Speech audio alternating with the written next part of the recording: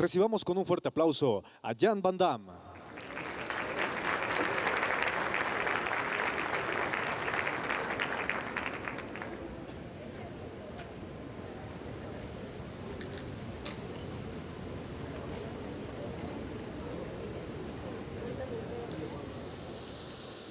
Dear ladies and gentlemen, dear colleagues, I'm afraid I'm one of the few people here that do not speak Spanish.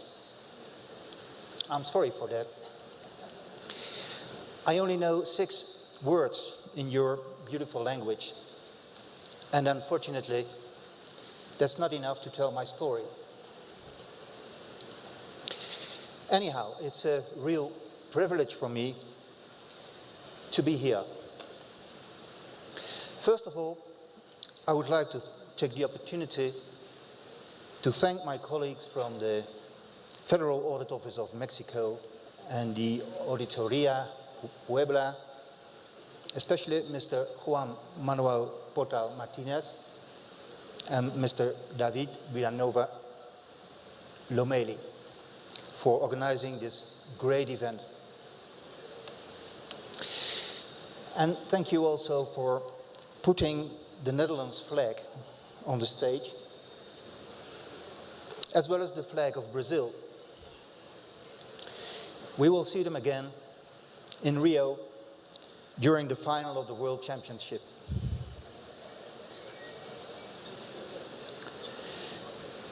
Being in Mexico for the first time in my life, I'm impressed by the cultural and historical richness of your country and your state. And I'm also impressed by your hospitality. I'm being treated as a VIP, although I'm not very important, of course. I was given the opportunity as a privilege to be involved in performance auditing for almost all my working life. And one of the fascinating parts of my job is to share knowledge and experience with colleagues abroad, as it is during these days in Puebla. So thank you again for organizing this important meeting. Now, may I invite you to join me on a journey through the development of performance auditing at the Netherlands Court of Audit over some 30 years. And to focus especially on a way to help financial and compliance auditors, as well as inexperienced auditors, to become familiar with the principles of performance auditing. And I hope it will inspire you to develop or further develop this challenging kind of audit in your own state.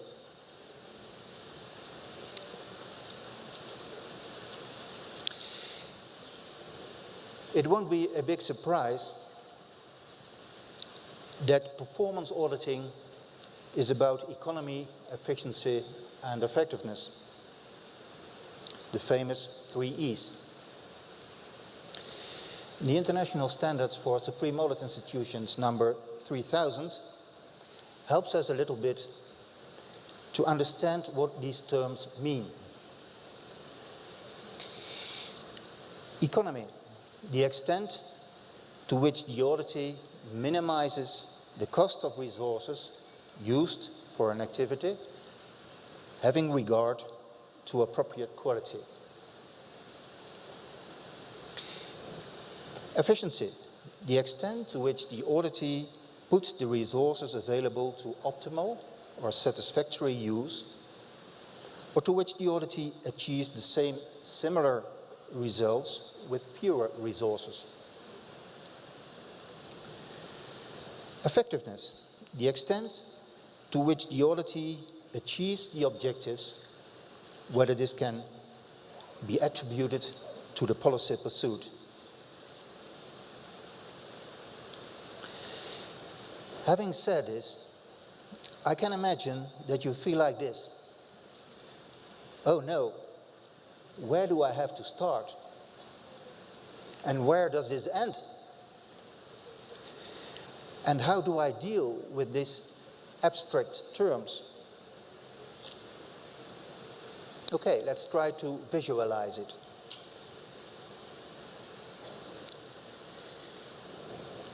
Here you see how economy, efficiency, and effectiveness are positioned in relation to input, process, output, and outcome. And you see that there is a difference also made between efficiency of the process and the efficiency of the output. You see there are also the external factors that influences the results and the society.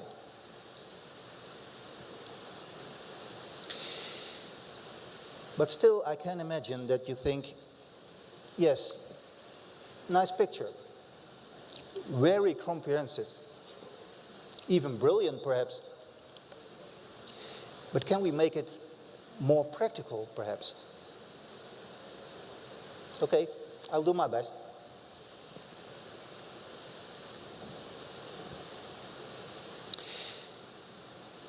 When we start to develop or further develop performance auditing, we can learn from good practices and experience.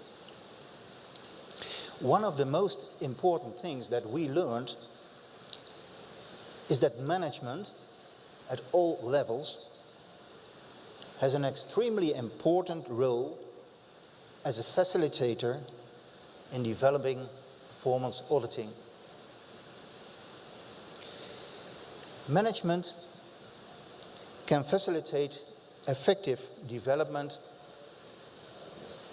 by choosing a step-by-step approach. Developing performance auditing is a process that can take many years.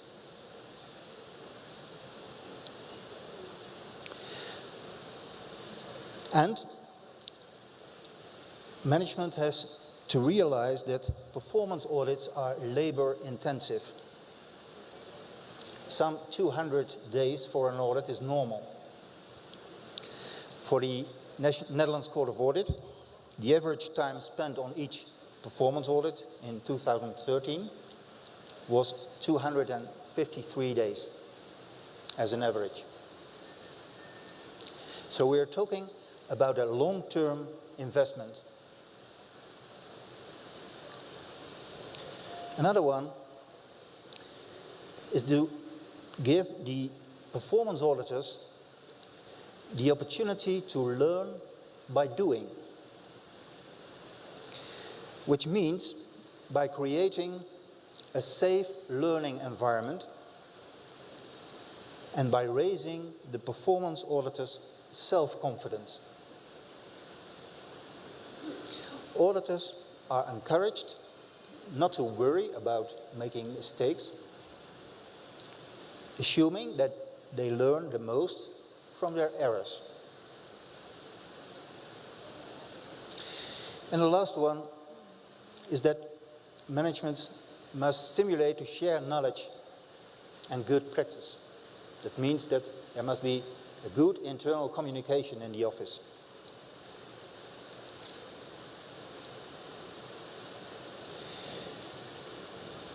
We can distinguish different starting points in performance audit. ISAI 300 offers us 3 approaches.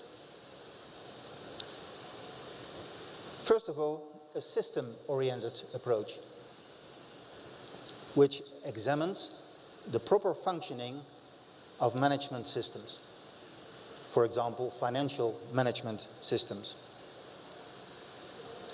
Secondly, a result-oriented approach, which assesses whether outcome or output objectives have been achieved as intended, or programs and services are operating as intended.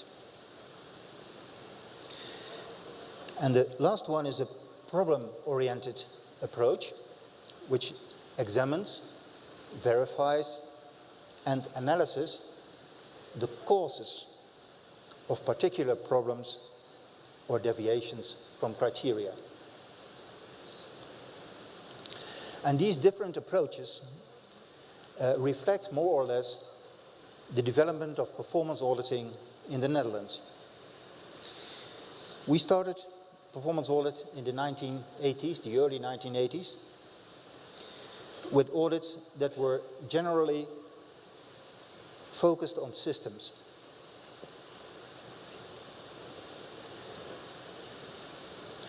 When we talk about a system-oriented approach,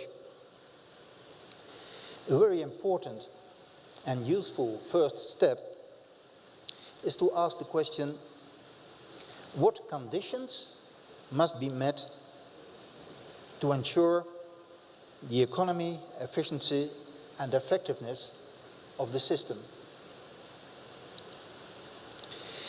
And this condition approach can be applied to a variety of audit subjects.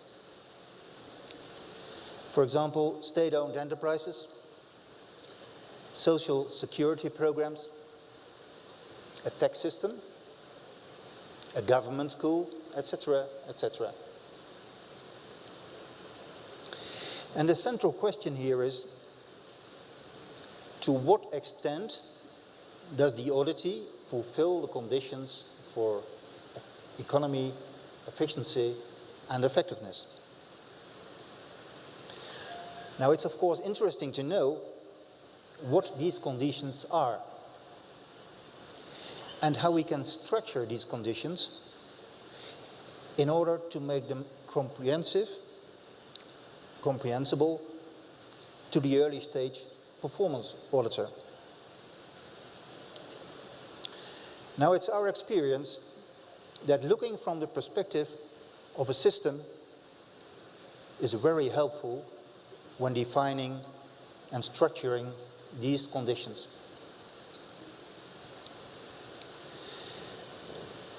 But this system approach has also other advantages, because the systems approach helps you to focus on the structure, not on incidents, on the big picture, not on details, and on the performance of organizations and programs, not on legislation.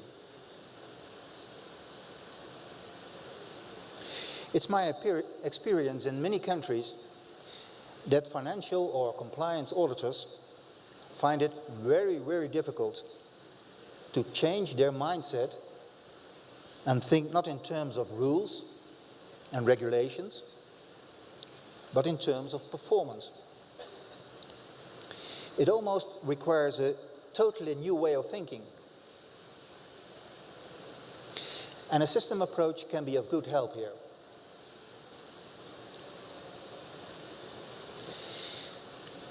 The system approach is also a way of having more impact, more value and benefit as a supreme audit institution. Because you will focus more on real structural problems. You will deliver more relevant audit results to the auditee. And you will be more visible in the public sector and the society in your country.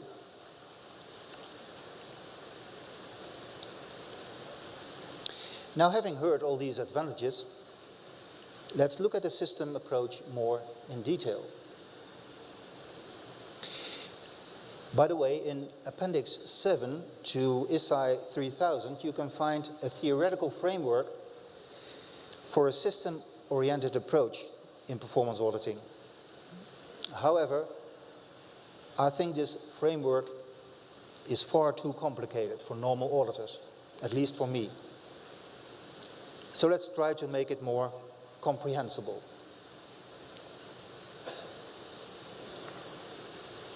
Here the system is visualized in a diagram. At the top, you see the auditee. This is very important to bear in mind. Performance auditors have to look at things from the perspective of the auditee. What must the auditee do to be efficient and effective? And here we can distinguish two main activities: acting or steering, and gathering information.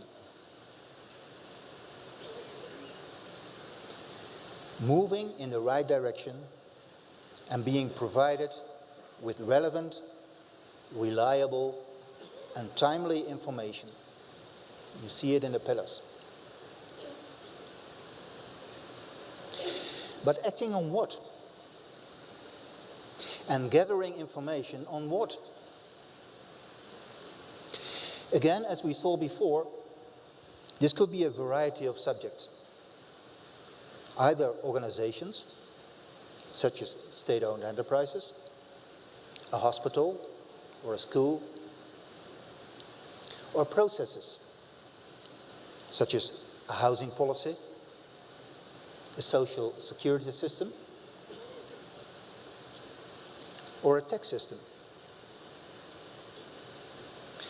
Let me make this more concrete. You will see this on the next slides.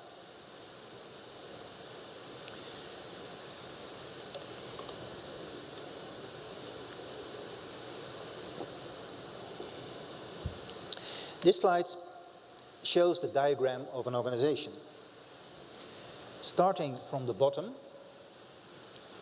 we see an entity with inputs, throughput or process, output and outcome. Let's take as an example a road construction company acting as a state-owned enterprise. The input of this company consists of raw materials, such as sand, cement, asphalt, but also labor. This is the input. The throughput, or the process, is the constructing of a road. For example, leveling, paving, and blacktopping. And the output, well, of course, that should be a road in good condition. And the outcome, well, that could be the opening up of a region that was previously difficult to reach.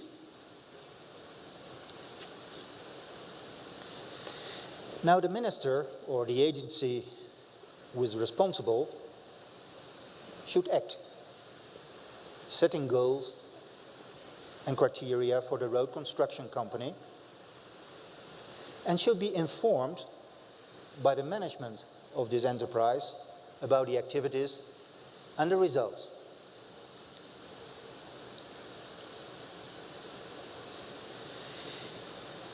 We can also look at programs or policies from a systems point of view. Here we use the well-known policy or program cycle. We can look, for example, at a social security program. The minister or the agency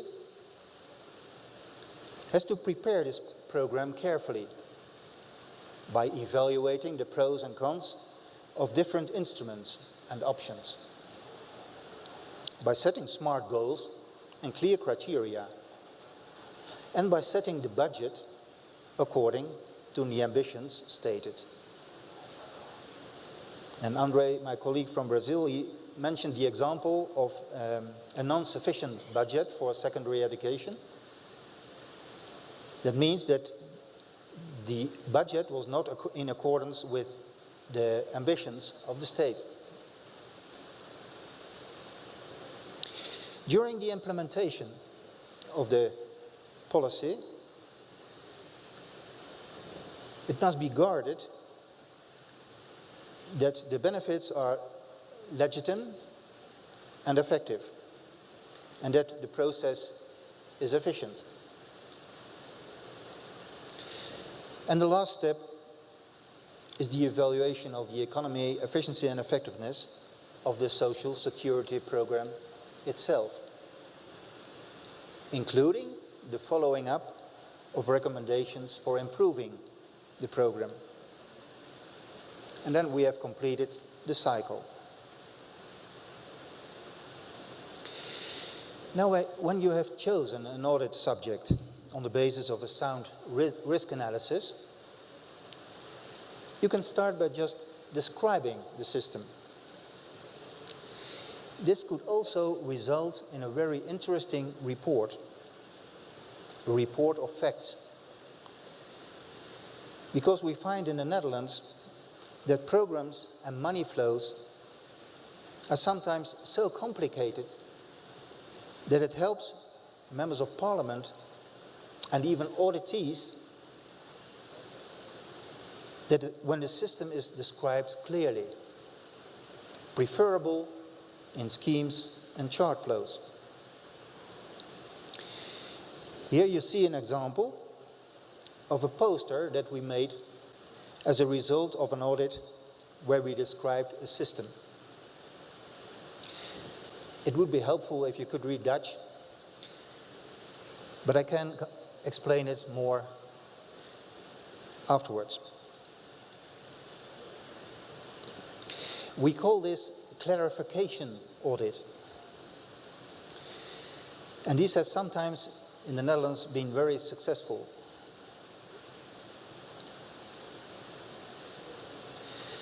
Here you ask descriptive questions like, what is the objective of the system? Who are the actors responsible within the system?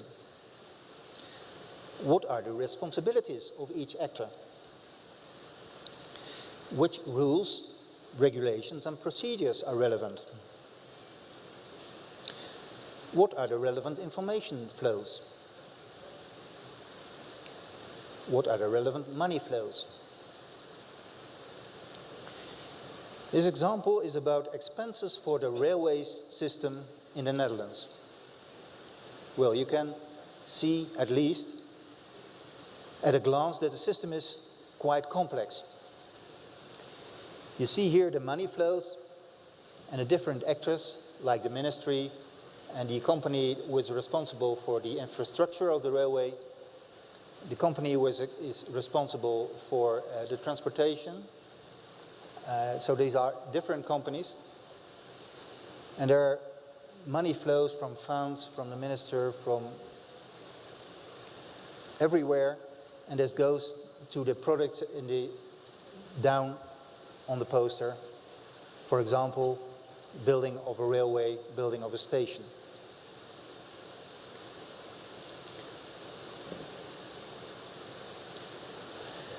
Our parliamentarians were very enthusiastic about this poster because they said, well, now it's in one time clear how the money flows through the different actors. And you can learn from it. So there is no opinion on it, it's just describing.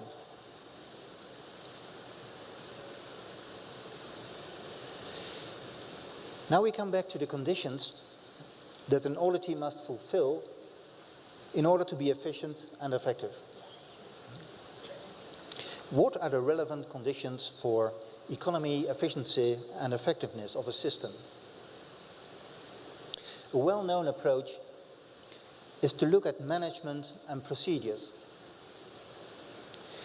Here we talk about general conditions, such as the necessity of a good planning, relevant monitoring, timely adjusting, systematic recording, good organization, and periodic evaluation. Let's go through them. First of all, there should be a sound plan for the development of human, financial, and material resources. The carrying out of activities and of the results to be achieved. There must be a plan.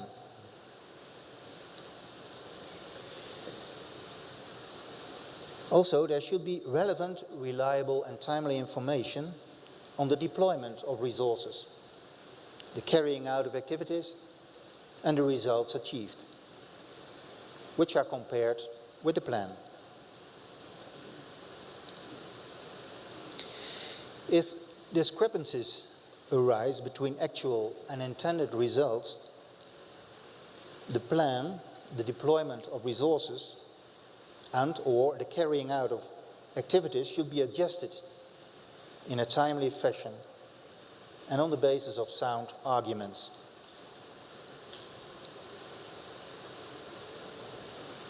Planning, monitoring and adjustment, they should be recorded in a systematic and accessible way for reasons of accountability and reconstruction.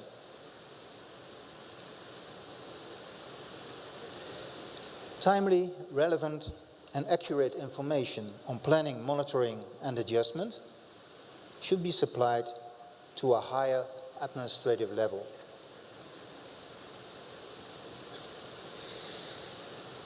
There should be structures, procedures and working methods that guarantee planning, monitoring, adjustment, recording and accounting.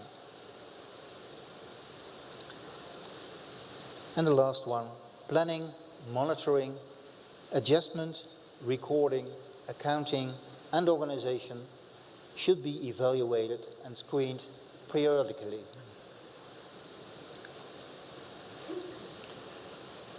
You can see, oh, it's not on this slide. These are the criteria that comes from our performance audit manual that was written in 1996.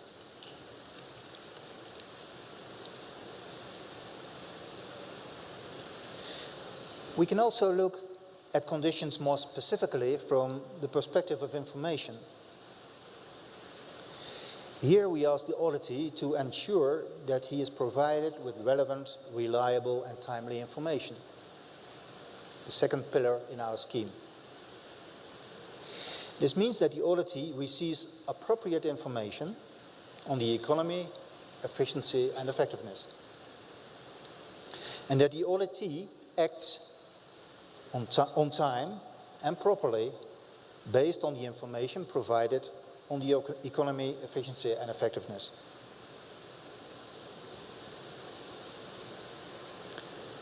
And here we are back again at the first pillar we saw before.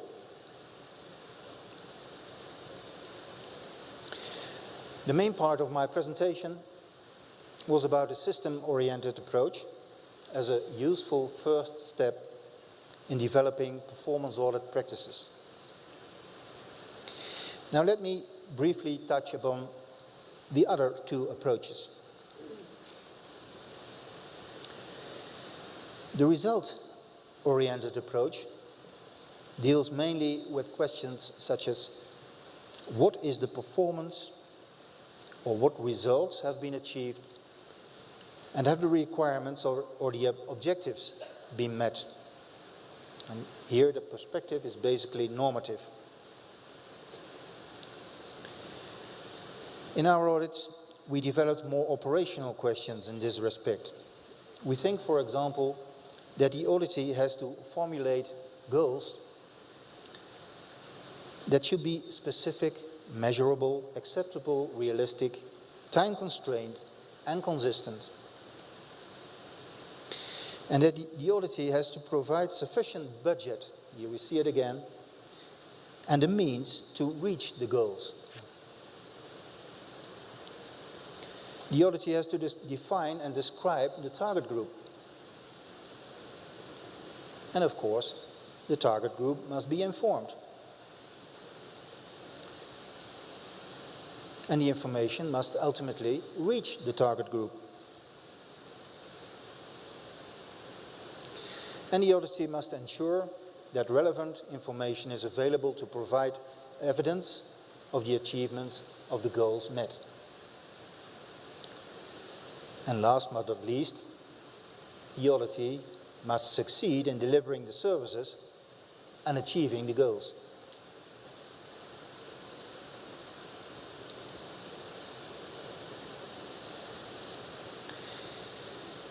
In a problem-oriented performance audit, the starting point is a known or suspected deviation from what should be or could be. The main objective is therefore not just to verify the problem, the deviation from the criterion and its consequences, but to identify causes. So this approach deals primarily with problem verification and problem analysis, normally without reference to predefined criteria. Therefore, understanding the problem is very important. So in this approach, shortcomings and problems, or at least indications of problems, are the starting point of the audit.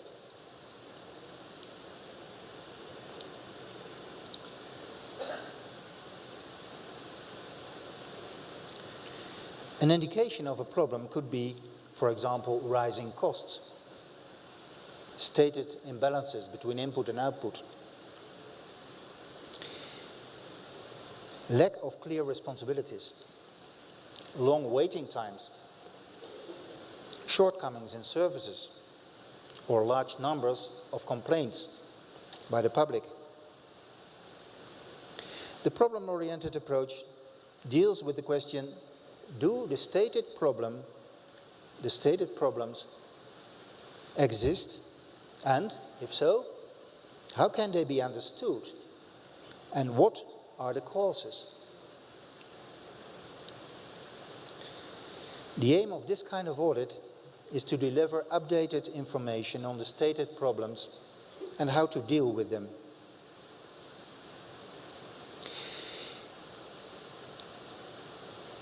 In the problem-oriented approach in our audits, we focus on problems that are relevant from a citizen's perspective. Here you can think of health, education, and social insurance. And here we ask operational questions like, which social problems does the policy intend to address? What was the desired outcome of the policy?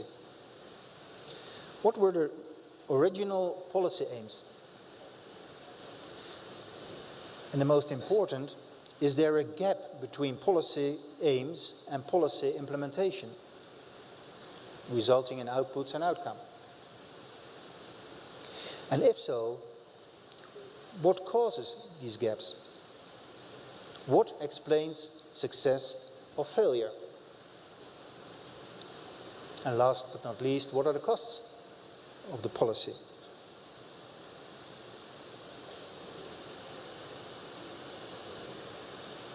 But the development of performance audits does not stop here.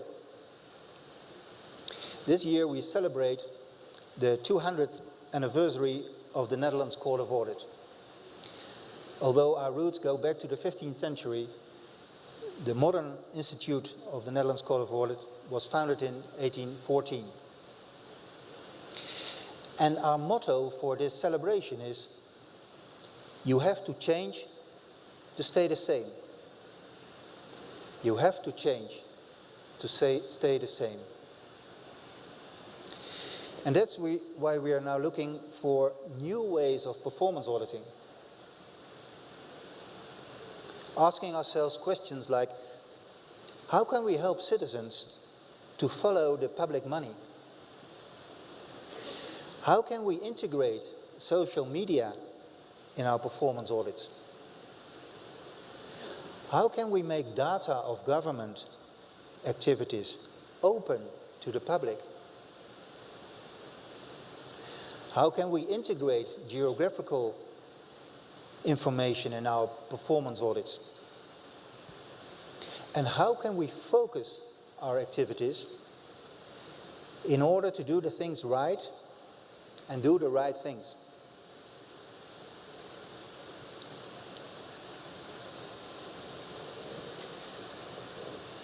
Okay, it's time to sum up. First of all, developing performance auditing is a long-term investment. So take your time.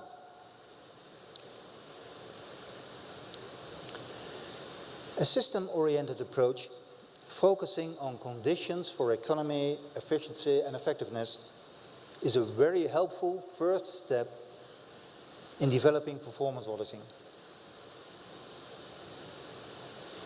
Okay, performance auditing is not a walk in the park, but it's also challenging and very important for our value and benefit as supreme audit institutions. Not as a goal in itself, but to help the public sector in our countries, in our states, to perform at a high level for the benefit of all its citizens.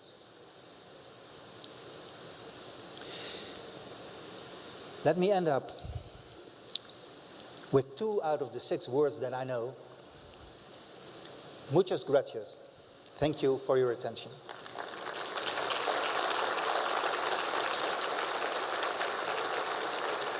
Bien, a continuación daremos paso a la sesión de preguntas y respuestas. ¿Usted considera que la creación de capacidades para este tipo de auditoría ha tenido algún impacto en la comunidad internacional de las entidades de fiscalización superior? ¿Consideraría que se requiere poner más atención y difusión en este tipo de auditoría, considerando que su implementación es incipiente en algunos países y que su consolidación lleva tiempo? Okay, I'm going to start asking you the first question. This is a multiple question. Can you understand me okay? Yes, no, I can. Very well.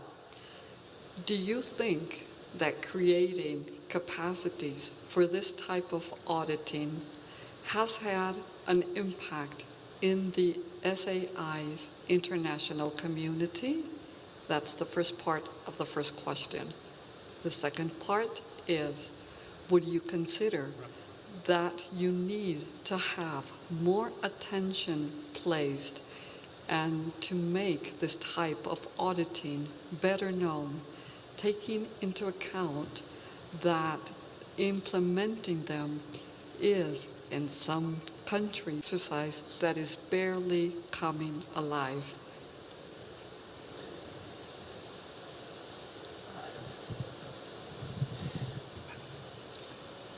Can you repeat the first question, Bill? I forgot it. Do I have the right not to answer the question, perhaps? No, okay. Can you repeat the first question? Yes. Let me repeat the first part of the first question. Okay, is do you think that creating capacities for this type of auditing has impacted the international communities of SAIs? Okay. Sure, I think performance auditing brings the size closer to the citizen, because you're talking about the performance of government, and government is performing for the citizens. And the most clear sectors where you can see this is, of course, education, health, and social insurance. So when you audit these sectors, you bring your audits closer to the public, and when you communicate in a good way about the results of your audit, you can create trust in your countries that there is at least somebody that audits the activities, the performance of the government. I think this is one of the most important tasks of supreme audit institutions, is that they should create trust for the taxpayer that his money is spent well and wisely.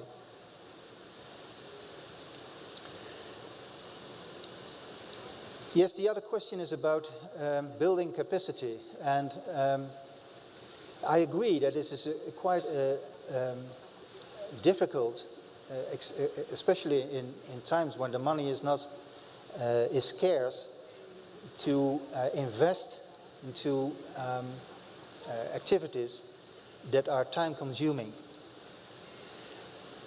And nevertheless, I think a SAI must also count the costs and benefits. Okay, it costs money, it costs capacity, but it delivers also impact for your organization. It helps to improve the performance of your government. So I think it's good to make this calculation of costs and what you can reach with it. On the other hand, there are also SAIs that are not able to do performance audit because that's not regulated in their law. Well, they have to ask, of course, the government to rewrite the law. And also our experience is that the auditee and the government and the parliament, they must get used to performance audits and the results of performance audits. Because performance audits are new when you start with it for yourself, but they're also new for the auditee. So you must communicate in a good way to the auditee what kind of audit you are doing. And it's very important to stress that performance audit is not to punish, but to help improving.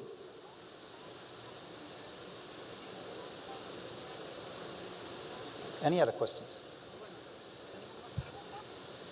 No, de esta manera llegamos al término de esta sesión de preguntas y respuestas. Evidentemente por tiempo solamente hemos dado lectura a algunas. A continuación se llevará a cabo la entrega de reconocimiento por parte del contador público Luis Arturo Villarreal Morales, quien es auditor superior del Estado de Durango.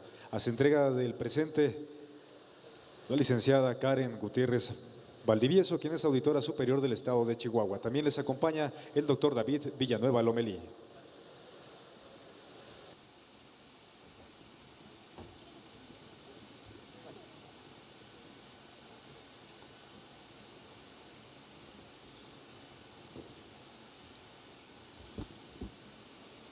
Buenas tardes. Primero, agradecerle al doctor David Villanueva, auditor superior del Estado de Puebla, por la organización de tan excelente evento, pero sobre todo agradecerle por la calidez de la gente. La verdad que nos han tratado excelente, muchas gracias. Y a Jan Bandab, aunque no me entiende, pero felicitarlo por compartir su experiencia con nosotros y entregar el presente reconocimiento a nombre de la Auditoría Superior del Estado de Puebla. Otorga el presente reconocimiento a Jan Bandab por su destacada ponencia en el cuarto Encuentro Nacional de Auditores de Desempeño realizado los días 5 y 6 de junio del presente año.